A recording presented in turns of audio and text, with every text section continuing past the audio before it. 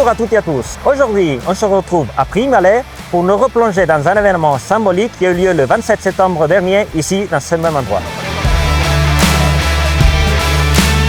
C'est ici, à la jonction des travaux entre le côté ouest et le côté est de la ligne, que nous avons choisi de réaliser la soudure symbolique permettant de connecter ensemble ces deux parties de la future ligne de tram.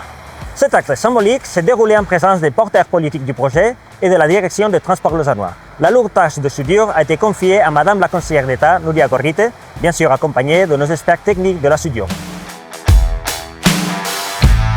La soudure utilisée ici, c'est une soudure dite aluminothermique qui demande un savoir-faire et un équipement très spécifique.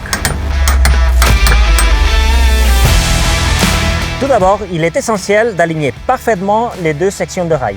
Ensuite, un moule est posé dans l'intersection à souder et on isole avec un joint l'ensemble des éléments du moule.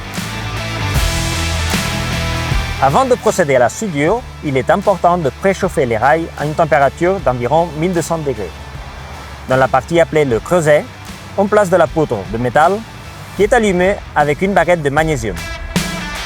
Le métal fond et monte alors à une température d'environ 2400 degrés. Alors en fusion, il va se déverser et remplir l'intersection entre les deux rails. Ensuite, on tranche le surplus de métal et une fois les rails refroidis, on les meule pour rétablir leur profil nominal. C'est un travail extrêmement minutieux. Seulement une tolérance de 0,2 mm est admise sur la soudure et 0,5 mm dans la gorge. Dans le cas du projet entre Lausanne-Flon et Renan-Gare, ce n'est pas moins de 1600 soudures qui doivent être réalisées.